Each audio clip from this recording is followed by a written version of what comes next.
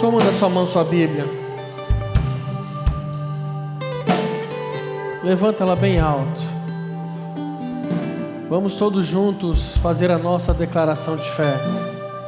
Esta é a minha Bíblia. Eu sou o que ela diz que eu sou. Eu tenho o que ela diz que eu tenho. Eu posso fazer o que ela diz que eu posso fazer. Hoje eu serei tocado pela palavra de Deus. Eu audaciosamente confesso que a minha mente está alerta, o meu coração está receptivo. Eu estou pronto para receber a incorruptível, a indestrutível, sempre viva semente da palavra de Deus. Eu nunca mais serei o mesmo, nunca, nunca, nunca, no nome de Jesus. Amém. Pai, mais uma vez, nós nos submetemos à ação do Teu Espírito Santo. Pai, nós ansiamos, ó Deus, pela Tua palavra. Ansiamos, ó Deus, pela manifestação do poder da Tua palavra, Pai. Somente, ó Deus, a Tua palavra, Deus, pode transformar as nossas vidas, ó Pai. Que ela possa cumprir nessa noite, Pai, o propósito pelo qual ela será lançada. Que possa mudar, ó Pai, a nossa mente, o nosso entendimento, uma mudança de mente, Pai, uma metanoia nas nossas vidas. Possa mudar também, ó Pai, as nossas ações, que nós possamos ser transformados, ó Deus, pelo poder da Tua palavra, Senhor. E que seja uma noite, ó Pai, transformadora, uma noite da manifestação da glória do Senhor sobre as nossas vidas. Ó Deus, que eu seja tão somente um instrumento usado conforme a Tua vontade, em nome de Jesus. Amém. Pode se assentar. Boa noite, povo de Deus. Graça e paz, querido, esteja sobre a sua vida. Meu querido, abra a sua Bíblia comigo no livro de Salmos, Salmos 132. Nós vamos ler do versículo 1 ao 5. Salmos 132. Nós vamos ler do 1 ao 5.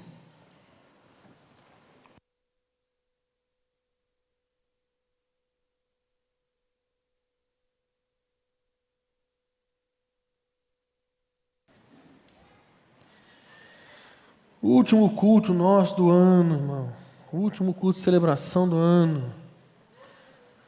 O ano está acabando. Glória a Deus, hein, irmão? Glória a Deus.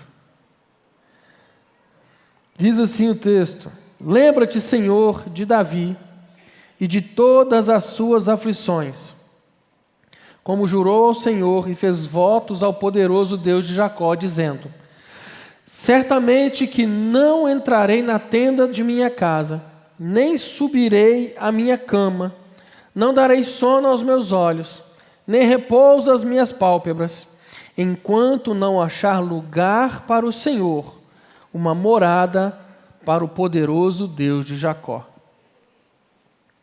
Esse texto, o salmista está fazendo uma referência a um desejo que Davi tinha, que o rei Davi tinha.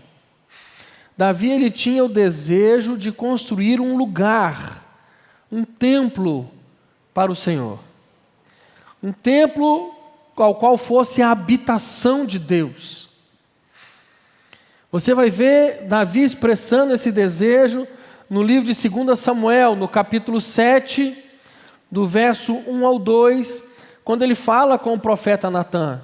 Ele fala o seguinte: sucedeu que, estando o rei Davi em sua casa, e tendo o Senhor lhe dado descanso de todos os seus inimigos em redor, disse o rei ao profeta Natã: eis que eu moro em casa de cedro, e a arca de Deus mora dentro de cortinas.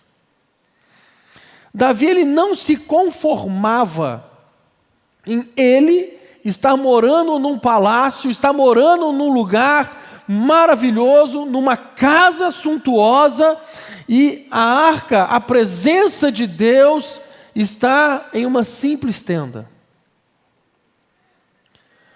Só que Davi ele queria construir este lugar, esta habitação para Deus. Só que Deus já tinha dado uma instrução antes a Moisés. Quando você vai olhar em Êxodo capítulo 25, do verso 8 ao 9, o Senhor ele diz para Moisés: e me farão um santuário, para que eu possa habitar no meio deles, segundo tudo o que eu te mostrar, para o modelo do tabernáculo e para o modelo de todos os seus móveis, assim mesmo os fareis. Então, o que esse texto ele representa? Deus está falando: vocês me farão um santuário para que eu possa habitar no meio do povo. Então, o projeto de Deus para o homem é que nós o conheçamos, e conhecer a Deus é a própria essência que nós precisamos entender, a essência da vida eterna. Nós precisamos conhecer a Deus plenamente. Amém? Meu irmão, deixa eu te falar uma coisa. É o que você vai fazer por toda a eternidade. Como Deus ele é inesgotável no seu ser, a plena perfeição, em Deus reside toda e verdadeira felicidade. Então na eternidade nós conheceremos e conheceremos e conheceremos a Deus. Conhecer a Deus por toda a eternidade será o ponto mais alto da nossa alegria. A palavra de Deus, ela diz que quando havia que o fim, aliás, a palavra de Deus diz que o fim principal do homem é glorificar a Deus. É deleitar-se, é sentir prazer em Deus. Porém, o pecado, ele rompe a nossa comunhão com Deus. O pecado faz separação entre nós e Deus. E a partir do pecado, o homem que tinha prazer em Deus, ele perde essa comunhão com Deus. Deus descia para falar com o homem, mas a partir do pecado, o homem passa a ter medo de falar com Deus. No Velho Testamento, quando havia uma manifestação do Senhor, uma manifestação de Deus, as pessoas tinham medo. Quando Deus fala para Moisés: Moisés, santifica o povo, porque daqui a 3 dias eu descerei no meio do povo para falar com ele. Quando Deus desce, irmão, ele desce com tudo. Só tem você me ajudando, cara. Está difícil hoje. O povo acho que ainda está com o reflexo da ceia de Natal. Mas no final vai dar certo, em nome de Jesus. Então Deus, quando ele desceu, o povo teve tanto medo, que o povo vira para Moisés e fala: Moisés, fale você conosco, e Deus fale com você. O povo tinha medo. O povo tinha medo. Porque Deus, irmão, é santo, santo, santo. Dele é a luz, mas o pecado é a escuridão, é trevas. Então quando o povo caminha pelo deserto, Deus então, ele toma uma decisão de se dirigir a Moisés nesses termos: vocês me farão um santuário para que eu possa habitar no meio de vocês.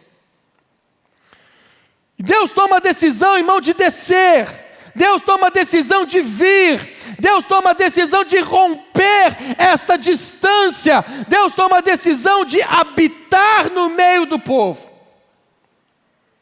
E aquele tabernáculo, meu irmão, ele seria um símbolo da presença de Deus entre o povo. Será que você pode dizer amém? No tempo em que o povo de Israel estava no deserto, Deus manda construir o tabernáculo. Era uma espécie de tenda móvel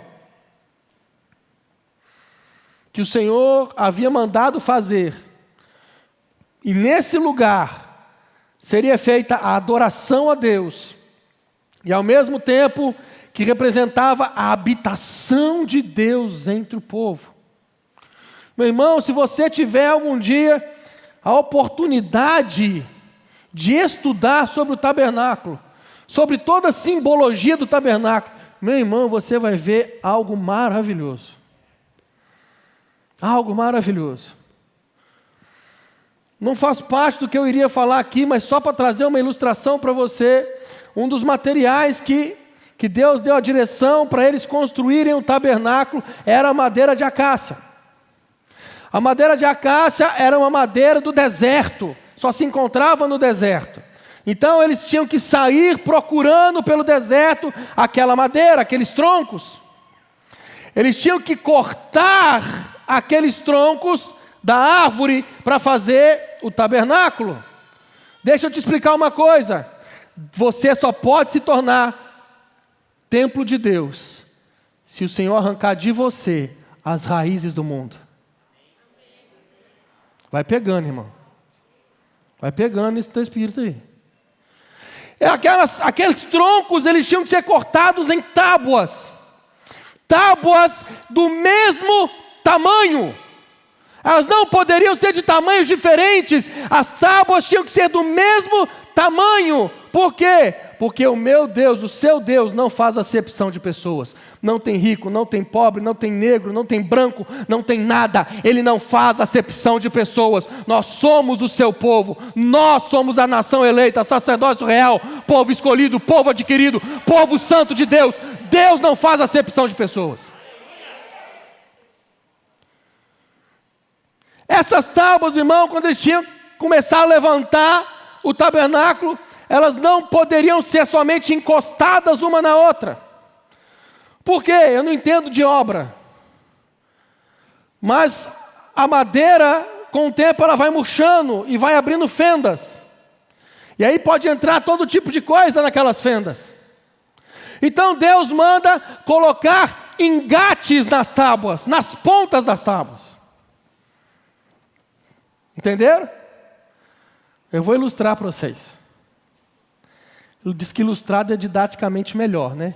A minha esposa está ali, ela psicopedagoga me ajuda, né? Vem cá, lá de lá, o Wagner. Iago, vem cá. Evaldo, Peu, vem cá. Vem cá, Peu.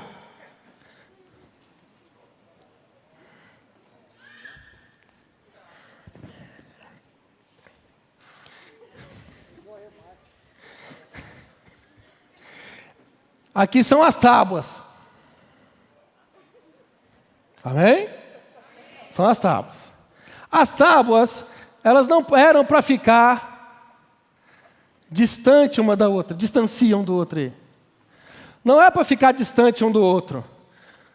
Porque a gente está tentando levantar um templo para o Senhor, um lugar de habitação para Deus. Dessa forma com a qual as tábuas estão, qualquer um pode passar. Qualquer um pode andar no meio dela e pode tirar uma tábua. Então, as tábuas tinham que estar pelo menos juntas. Juntem. Juntou as tábuas. Junta, gente. É só, não, só de braço assim, ó. Não, sem segurar o braço assim. Isso. Juntos. Começamos a levantar o templo. E aqui eu vou até ilustrar algo para vocês também. Quando eles iam levantar o tabernáculo, as tábuas não podiam estar na horizontal, tinham que estar na vertical. Por quê? Porque Deus não quer você deitado em berço esplêndido. Ele quer você de pé, pronto para a guerra. Vai pegando, irmão. E aí a gente encostou as tábuas. Mas à medida que o tempo vai passando, elas vão murchando e vão abrindo fendas. E qualquer coisa pode entrar. Então Deus manda fazer os engates. É assim que a igreja tem que andar. Não tem que andar solta. Ela não tem que andar só encostado no outro. Não, encosta em mim aqui, irmão, que nós vamos seguir. Não, meu querido, engata aqui, ó. Vamos junto. Um suportando o outro, um dando suporte para o outro. Obrigado, gente. Era a forma com a qual tinha que ser levantado. A madeira que eles usavam, a acácia, tem algo interessante e importante que, assim, a comentar com vocês, porque a acácia, ela era uma madeira dura, cheia de nós. Isso representa a nossa dureza, o nosso pecado. Amém, irmão?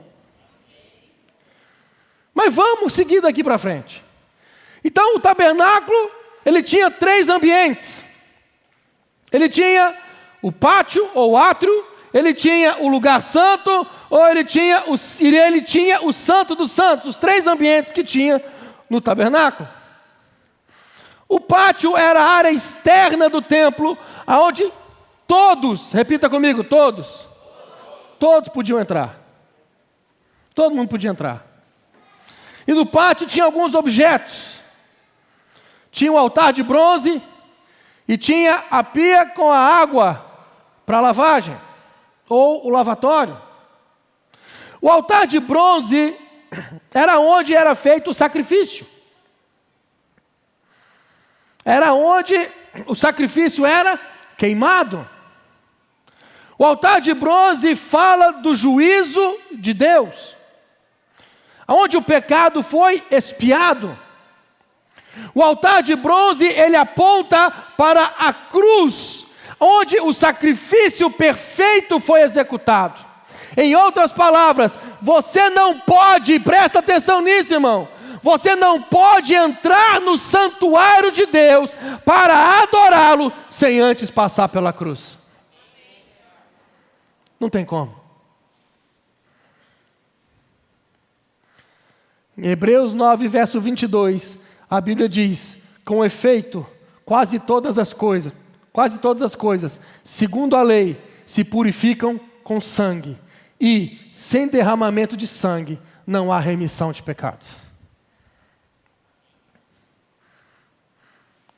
O santuário vai nos mostrar que não existe uma religião humanista, não existe religião pelas obras. Ou você passa pela cruz, ou você passa pelo sangue, ou você passa pela redenção de Cristo, ou você não pode conhecer a intimidade de Deus e nem adorar a Deus. Após passar pelo altar de bronze, havia uma bacia de bronze com água. Depois de fazer o sacrifício no altar de bronze, o sacerdote precisava se lavar na bacia de bronze, para depois ir para o lugar santo para adoração. O que isso significa? Significa que nós fomos redimidos. Amém? Ô, irmão, vai pegando aí, irmão. Significa que nós fomos redimidos pela cruz, mas continuamos pecadores e precisamos constantemente ser purificados e lavados. Constantemente. E nós somos santificados pela palavra de Deus. 1 Timóteo 4,5: porque pela palavra de Deus e pela oração é santificado. Nós precisamos constantemente passar por essa santificação. Precisamos dia após dia nos santificar. Amém? Glória a Deus. Então agora o sacerdote, ele entra no lugar santo. Era o primeiro compartimento. E ele era restrito aos sacerdotes. Qualquer outro que tentasse entrar seria morto pelo próprio Deus. Existiam 3 objetos dentro do lugar santo: a mesa com os 12 pães da proposição, o candelabro de 7 braços e o altar de incenso. Do lado esquerdo do lugar santo ficava a mesa da proposição ou da presença. Esses pães, eles eram trocados todo sábado. Haviam 12 pães. Todo sábado eles eram trocados. Esses pães, irmão, eles apontam para Jesus. Porque Jesus diz: Eu sou o pão da vida. Eu sou o pão da vida. Quando você entra na casa de Deus, na presença de Deus, você precisa se alimentar do pão vivo que desceu do céu. É por isso, irmão, que culto após culto a gente se reúne. É por isso que GC após GC a gente se reúne. Nós participamos para nos encontrarmos com Deus, para nos alimentarmos da palavra, para nos alimentarmos de Cristo. É por isso, irmão, que você está aqui hoje, para se alimentar do pão vivo que desceu do céu. Mas se do lado esquerdo ficava a mesa com os pães da proposição, do lado direito ficava o candelabro. Eu amo o candelabro. O candelabro era aquele com hastes feitos de ouro puro, aonde tinha azeite. Mas não tem um pentecostal aqui hoje? Vocês estão me decepcionando, vocês dois aí, velho. No candelabro, você também, velho. No candelabro tinha azeite, irmão. É onde havia luz. O candelabro também aponta para Jesus, porque Jesus é a luz do mundo. Agora, em João 8,12, ele diz: eu sou a luz do mundo. Mas o candelabro, além de mostrar, apontar para Jesus, o candelabro também aponta para a igreja. Mateus 5,14, a palavra diz: vós sois a luz do mundo. É interessante, irmão, isso. É interessante, e preste atenção nisso aqui, porque de todas as figuras que Jesus usou para falar dele mesmo, eu sou o pão da vida, eu sou a luz do mundo, eu sou a videira verdadeira, eu sou o caminho, a verdade e a vida, de todas as que ele utilizou na palavra, somente uma delas ele compartilhou com a igreja. De todas, ele diz: eu sou a luz do mundo, e vocês são a luz do mundo. Mas a proporção da igreja ser luz, a proporção da igreja ser luz do mundo, não é a mesma proporção de Jesus. Jesus, ele é a luz do mundo, porque ele é o sol da justiça. Ele é a verdadeira luz que ilumina todo homem. Mas se você pegar, por exemplo, a lua, ela brilha, mas ela não tem luz própria. A lua brilha à medida que ela reflete o sol. A igreja não tem luz própria. A igreja só é a luz do mundo à medida que ela reflete Cristo para o mundo. Nas hastes do candelabro tinham o pavio de estopa, mas tinha o azeite. O que queima é o azeite, e não o pavio. Nunca pense, meu amado e querido irmão, que você é o azeite. Nós somos o pavio de estopa. Se você for querer queimar por você mesmo, você só vai fazer fumaça. E mais nada. Nós não temos luz própria. É por isso que o candelabro aponta primeiro para Cristo. É por isso que o candelabro mostra que para ter luz é preciso ter azeite. E o azeite, meu querido, é um dos símbolos do Espírito Santo. É depois que você se alimenta de Cristo que você se torna a luz do mundo. Quem está entendendo? A última peça do santo lugar, que ficava perto do véu do Santo dos Santos, é o altar de incenso.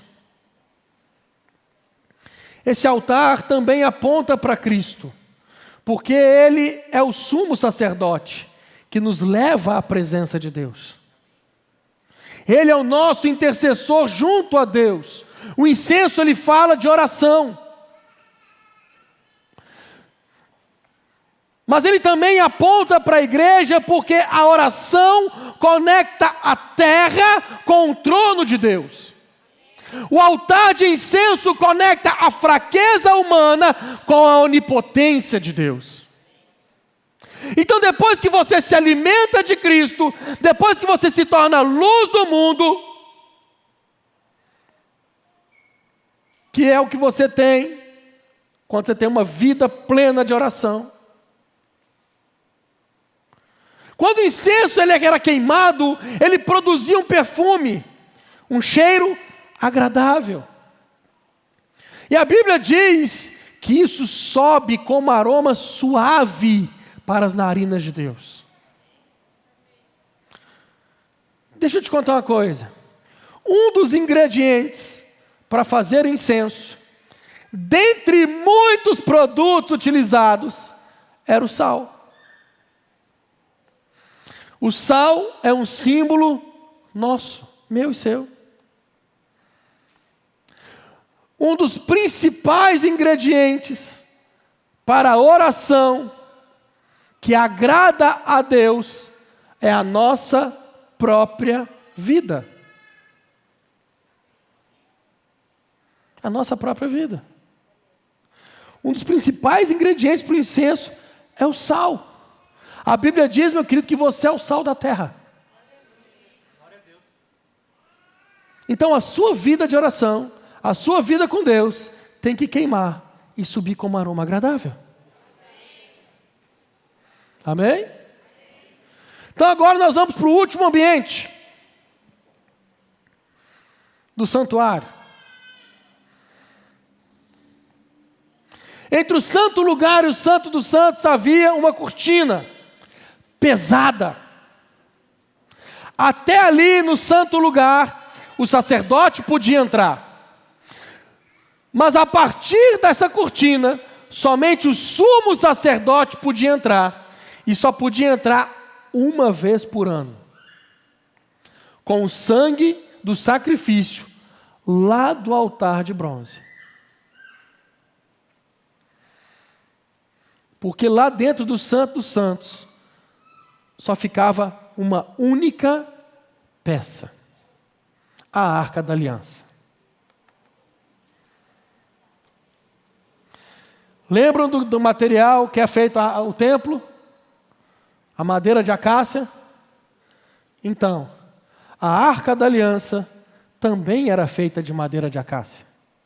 Espera aí, pastor, tem um trem errado. O senhor falou que a madeira de acácia era uma madeira dura, difícil de cortar, cheia de nós, que representava nós, o nosso pecado. Nós estamos falando da Arca da Aliança, que a presença de Deus se manifestava ali, e você está falando que ela tinha madeira de acácia? Sim, representava a humanidade de Cristo. Mas ele não tinha pecado. Você falou que a madeira representava o nosso pecado. Ele por ele mesmo não tinha pecado, mas a Bíblia diz que ele se fez pecado. Acho que só aqui na frente entendeu. Ele se fez pecado por mim e por você, irmã. E ela era revestida de ouro, que representava a divindade de Jesus. Amém? A tampa da arca era feita toda de ouro, sem nem nada de madeira, nada, era toda de ouro. Era nessa tampa que o sumo sacerdote pegava o sangue do sacrifício lá do altar de bronze, e ele uma vez por ano aspergia sobre a tampa o propiciatório, em prol do pecado do povo. A tampa era só de ouro. O que eu entendo com isso? Redenção não tem nada a ver com a nossa humanidade. Redenção é somente Deus. É uma obra exclusiva de Deus. Exclusiva. Em cima dessa tampa tinham 2 querubins de ouro, um olhando para o outro, e era exatamente no meio, entre esses 2 querubins, que a Shekinah de Deus se manifestava. Porque esses querubins apontam para a exaltação e a glorificação de Deus. Uma vez que o nosso pecado é expiado, uma vez que a nossa redenção é consumada, isso traz glória e honra para o nome de Deus. Em Lucas 15:7 a Bíblia diz: digo-vos que assim haverá alegria no céu por um pecador que se arrepende. Amém? Glória a Deus. Então, depois dessa breve introdução,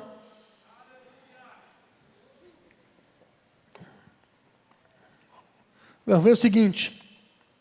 Então, já havia um lugar de habitação para Deus. Um lugar ao qual o próprio Deus deu todo o direcionamento de como fazer. Mas Davi está dizendo que ele não terá descanso enquanto ele não construir um lugar para o Senhor. O interessante é que Davi, ele recupera a arca da mão dos filisteus. Você vai ver isso lá em 2 Samuel capítulo 6. Ele recupera a arca da mão dos filisteus. Ele pega esta arca, ele vai levar a arca para a cidade de Davi. E ele não leva para o tabernáculo. Ele leva para a cidade. E na cidade, Davi constrói uma tenda. Uma tenda. Ele constrói um lugar de adoração. 2 Samuel capítulo 6, no verso 17, a Bíblia diz: introduzindo a arca do Senhor, a puseram no seu lugar, na tenda que Davi lhe armara, e ofereceu Davi holocaustos e ofertas pacíficas perante o Senhor. Então ele construiu uma tenda. Ele construiu um lugar para o Senhor. Mas ele não estava, ele estava inquieto com aquilo. Eu estou morando em palácios e a presença do meu Deus está em uma tenda. Eu quero construir algo para o Senhor, eu quero construir um templo para Ele. Quando Davi expressa esse desejo, você vai ver lá, se eu não me engano, 2 Samuel capítulo 7, deve estar isso, no começo. O profeta Natan diz para Davi: ótimo o seu desejo. Mas quando Natan vai embora, à noite, o Senhor fala com ele: vai até Davi e diz a ele que ele não vai construir. Quem vai construir é o herdeiro dele. Então Deus confia essa tarefa de construir este lugar, que deixava Davi inquieto por ele ainda não existir. Ele confia a Salomão para construir um lugar de habitação. E essa construção, irmão, demorou 7 anos. 7 anos. Abra sua Bíblia em 2 Crônicas, capítulo 5. E nós vamos ver após a construção.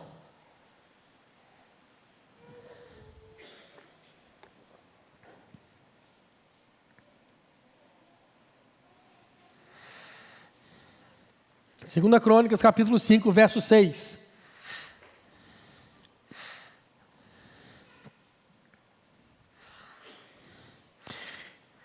Então o rei Salomão e toda a congregação de Israel, que se tinha reunido com ele diante da arca, sacrificaram carneiros e bois, que não se podiam contar, nem numerar, por causa da sua abundância.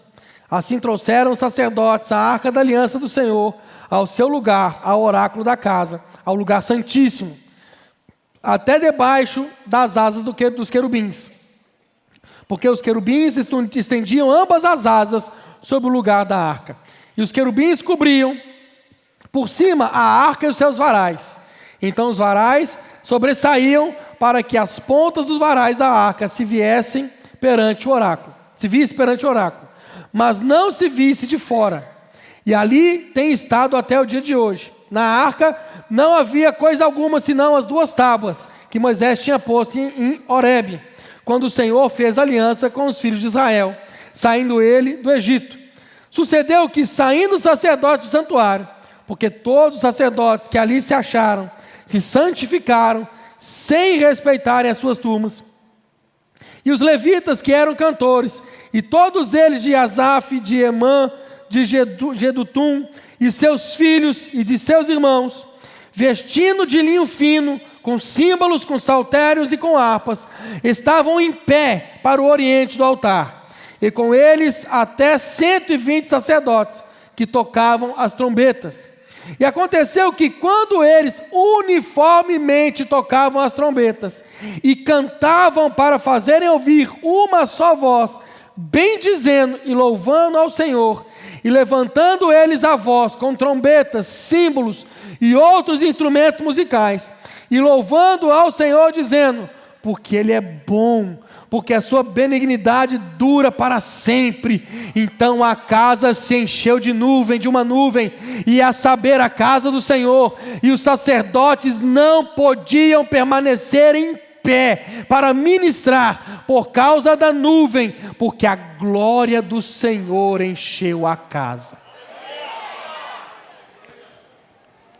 Lá no tabernáculo, no Santo dos Santos, onde a arca ficava, a presença de Deus se manifestava entre os querubins, em cima do propiciatório. Quando Salomão constrói o templo, você precisa entender o seguinte: por que eu falei de todos os itens do tabernáculo? Porque todos esses itens são retirados do tabernáculo e são levados para o templo.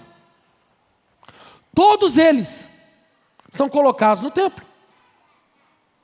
A arca, ela estava na tenda de Davi até então ela estava próxima do templo, e eles fizeram o processo correto. Davi, quando pega a arca da mão dos filisteus para levar para a cidade de Davi, a primeira coisa que ele faz é colocar num carro de boi. Uzá vai botar a mão e morre, porque esse não era o processo para se lidar com a presença de Deus. Quando você vai ler como os sacerdotes os levitas estavam fazendo para tirar a arca da tenda que Davi construiu até o templo de Salomão, eles colocam os varões. Só então eles colocam os varões no ombro e eles marcham até o templo. A arca é colocada, todos os utensílios são colocados dentro do templo. Lá no tabernáculo, a presença de Deus se manifestava entre os querubins, em cima do propiciatório. No templo de Salomão, a Shekinah de Deus invadiu toda a casa. Invadiu toda a casa. Irmão, o texto está dizendo que ninguém conseguiu ficar de pé. Ninguém, porque encheu toda a casa. A glória de Deus encheu aquele lugar. Encheu aquele lugar. Quem está entendendo?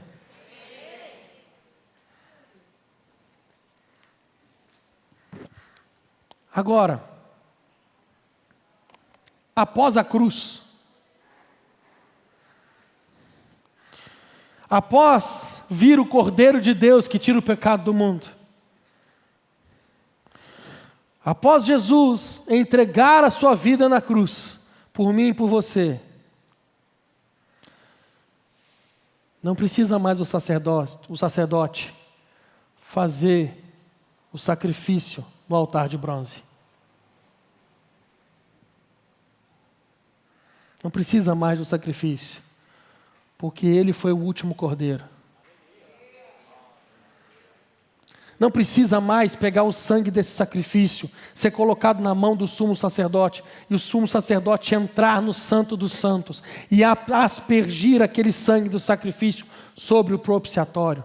Não precisa mais, porque Cristo, como cordeiro, foi o último que derramou o seu sangue pelo meu e pelo seu pecado.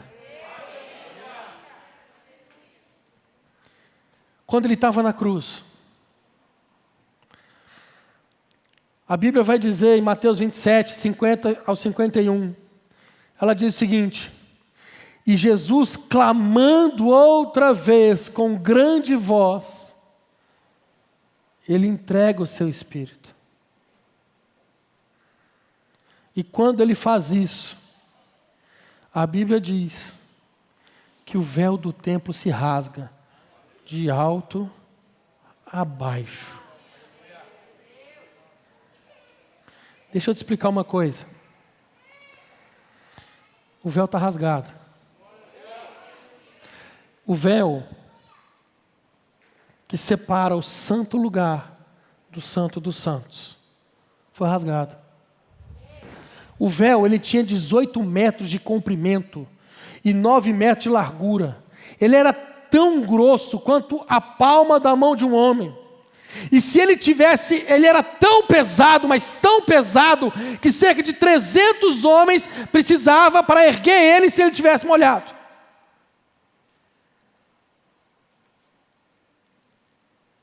O fato de rasgar o véu em dois, de alto a baixo, revela que ele foi rasgado por Deus.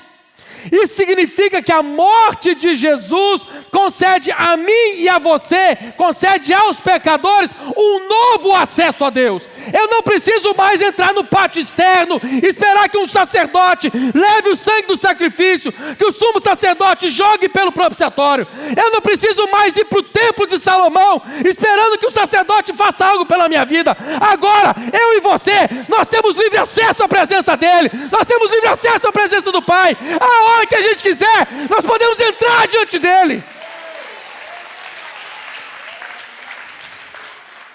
Hebreus 10, 19 e 20 diz: tendo, pois, irmãos, ousadia para entrar no santuário pelo sangue de Jesus, pelo novo e vivo caminho que Ele nos consagrou, pelo véu, isso é, pela sua carne.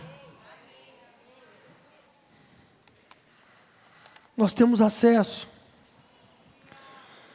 E aí, a partir de agora, a Bíblia diz que Deus não habita em templos feitos por mãos humanas. Não é mais o tabernáculo, irmão. Não é mais a tenda de Davi. Não é mais o templo de Salomão.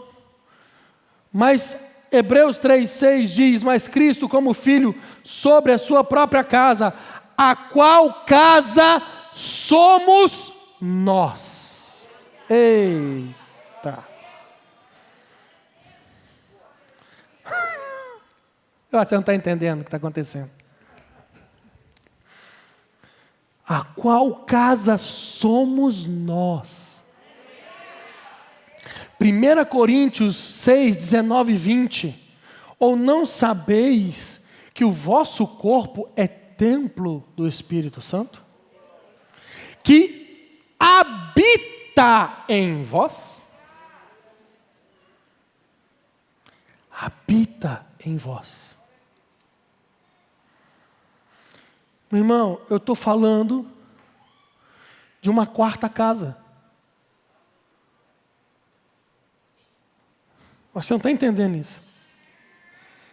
Eu estou falando de uma quarta casa. Eu falei da primeira, o templo de Salomão. Eu citei a segunda, a tenda de Davi. O tabernáculo, a primeira. A segunda, a tenda de Davi. A terceira casa, o templo de Salomão. A quarta casa...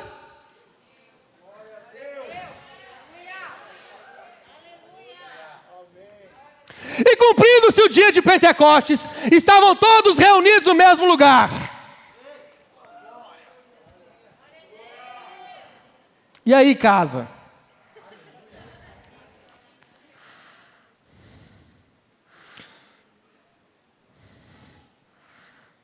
Estavam todos reunidos no mesmo lugar. E de repente veio do céu um som, como de um vento veemente e impetuoso, e encheu toda a...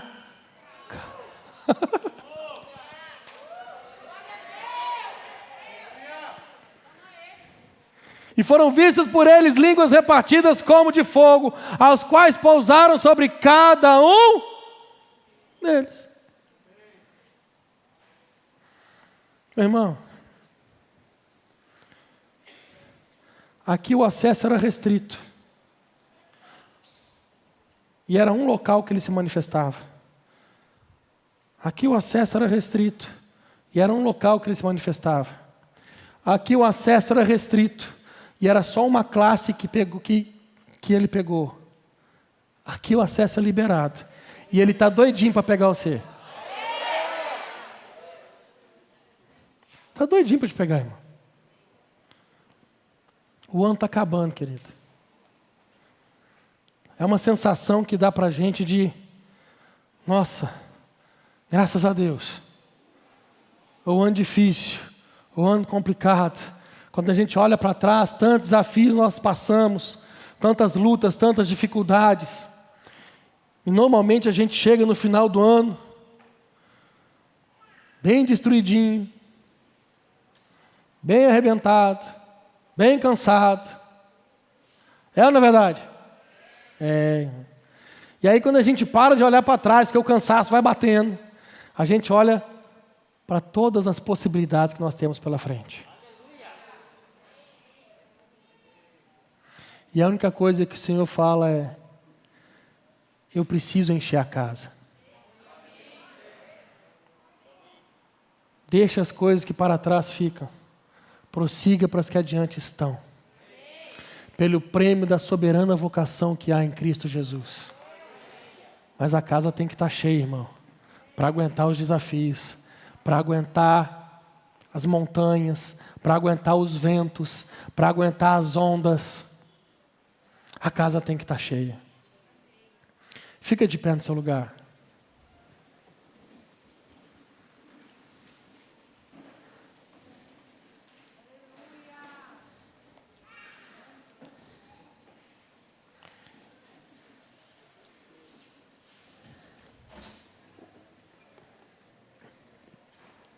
O que nós vamos fazer agora, irmão? Nós vamos orar.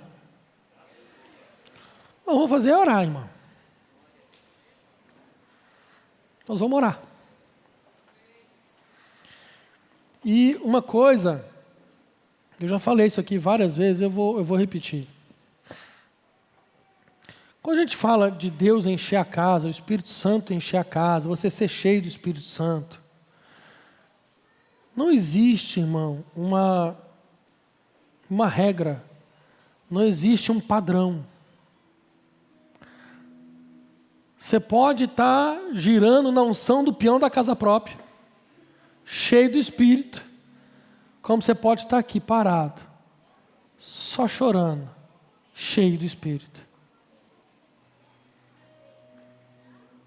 Mas o que não pode acontecer é você sair daqui vazio. É sair daqui vazio, isso não pode acontecer. Nós, como casa de Deus, morada, habitação do Espírito Santo de Deus, nós temos que estar constantemente cheios. Constantemente cheios. O Ministério de Louvor vai ministrar uma canção, meu querido. Você vai fechar os seus olhos. Vai deixar essa canção ministrar o teu coração. E vai deixar o Espírito Santo pegar você. Se você tiver alguma dificuldade, se estiver difícil, não estou conseguindo, não está dando, eu vou te pedir um favor, as luzes estão apagadas, eu vou te pedir assim, sem constrangimento algum, que se estiver difícil, sai do seu lugar e vem aqui à frente. Vai chegar um pastor até em você para orar junto com você. Mas não sai daqui da mesma forma que você entrou.